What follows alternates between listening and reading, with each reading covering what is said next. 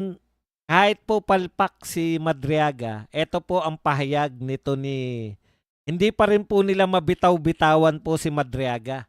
Alam niyo po kung bakit? Eto po paliwanag ni Chua diyan 'no. Nagtataka rin ako, eh, putya palpak na nga. Panay kasinungalingan na nga pinagsasabi ni Madriaga, bakit ayaw niyo pang bitawan? 'Pag binitawan po nila si Madriaga, tapos na po yung kanilang wala na po silang kaso. Eto po ang pahayag ni Chua ngayon. Si Ramil Madriaga, lumalabas siya lang naman yung missing link doon sa kwento. Ibig sabihin, bumuo sila ng kwento, di ba? May kwento po sila na si BP Sara ay magnanakaw. May kwento po sila na si BP Sara ay mayroong tagong yaman. Si BP Sara ay mayroong John Wick na kinokontak. So, wala po silang wala po silang ebidensya sa mga paratang nila, no? Lahat po 'yan ay hinuha lang, lahat po 'yan ay propaganda lang. Kinakailangan po may magtahi-tahi ng kanilang kwento. At ang magtatahi po ng kanilang kwento, si Madriaga. O eto po ang sabi ni Chua, kaya hindi nila mabitawan eh. Ngayon po to, latest po to ha. Si Ramil Madriaga lumalabas, siya lang naman yung missing link doon sa kwento.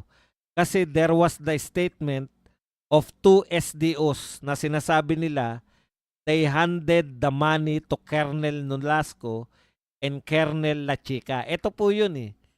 Yun pong pera na confidential fund di umano ay ibinigay daw ng mga nakatanggap o yung mga perang yung mga taong dapat na sila yung magpapatupad, binigay na daw nila kay La Chica at saka kay Nolasco.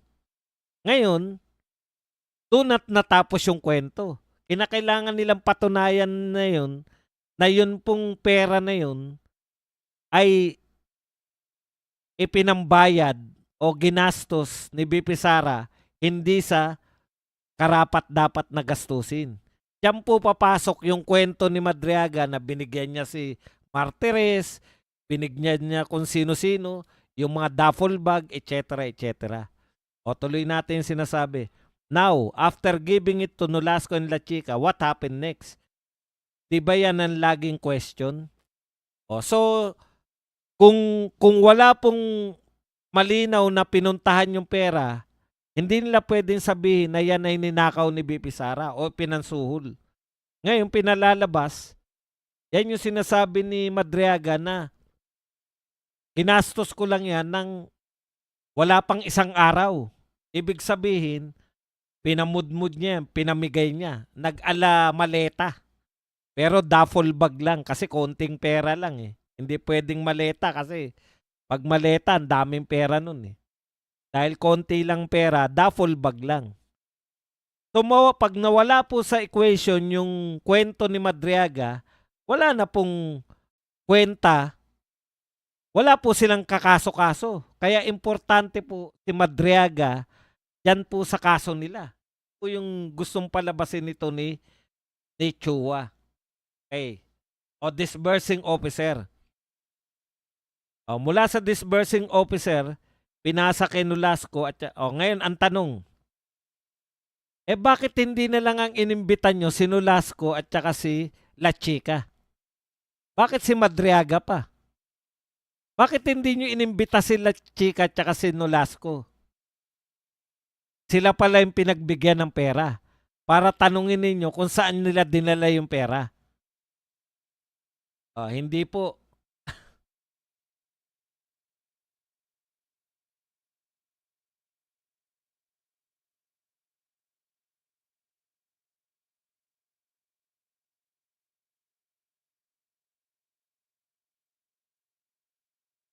Pag sila Chika po tsaka si Nolasco, hindi po nila hawak yun. Di ba? Parang parang ano yan, yung mamaya po baka inip na inip po kayo, hindi ko kayo binabasa. Mamaya po ako magbabasa ng mga comment pagkatapos po ng topic para tuloy-tuloy po tayo. Kahit po pambabastos ang topic nyo sa mga dyan sa TikTok, okay lang yan. Para masiyahan naman ako.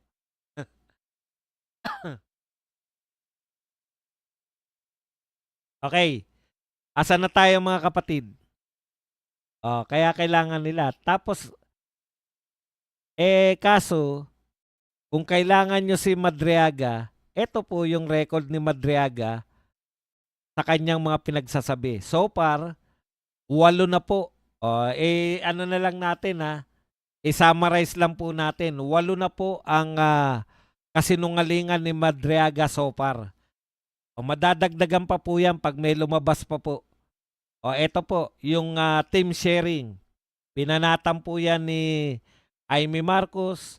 Pinanatan po yan ni ng Pangulo. True. Anti-Claire. Walang term sharing. So, unang kasinungalingan. Ikalawang kasinungalingan. Delivery sa Nomo Basyo. Ito ba yung restaurant? Wala raw po doon sa Nomo Basyo na delivery ng duffel bag dahil may party noon at wala doon si Madriaga. Okay, ikatlong kasinungalingan. Nag-withdraw daw sa bangko diyan sa may loob ng bangko sa may mall sa Lubao, Pampanga. Ano po sabi ng mga taga Lubao, Pampanga? Walang mall sa Lubao, Pampanga. Ikaapat na kasinungalingan ni Madriaga. Siya daw po, scholar niya raw yung nagbigay ng painting kay BP Sara. Nagsalita po. Pucha, nagkataon po. Gaisano po pala. Gaisano po pala yung painter niyan. Yung may-ari po ng mga Gaisano Mall. Anak ng tinapay.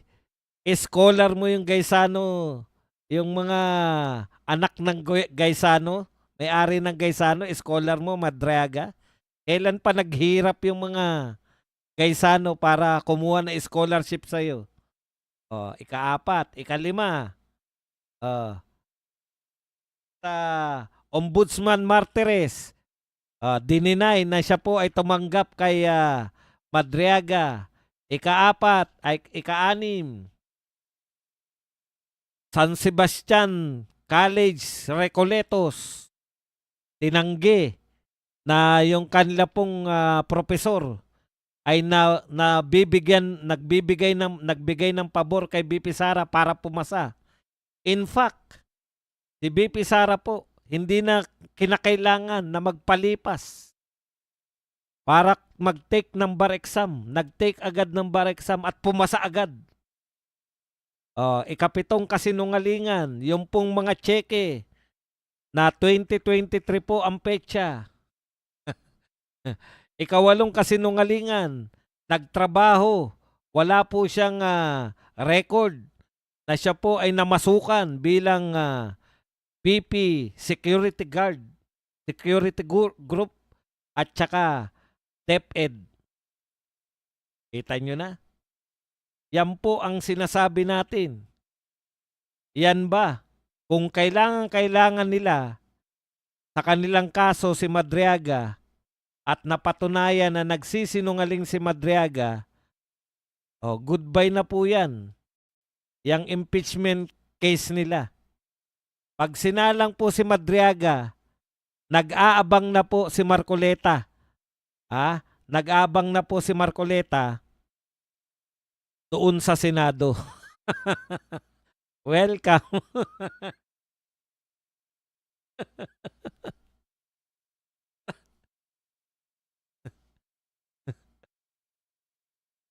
Panay kasinungalingan ng putya. Tapos yan ang inyong bukod pa po sa PDL pa siya. PDL na. Hindi po natin minamasama yung mga PDL. Huwag kayong mag-alala. Hindi po namin kayo minamasama. Ang minamasama lang po namin ay si Madriaga. Hindi po kayo. Hindi po natin. Bawat PDL po may kwento sa likod ng pagiging PDL nila. Ang minamasama po namin si Madriaga dahil sinungaling.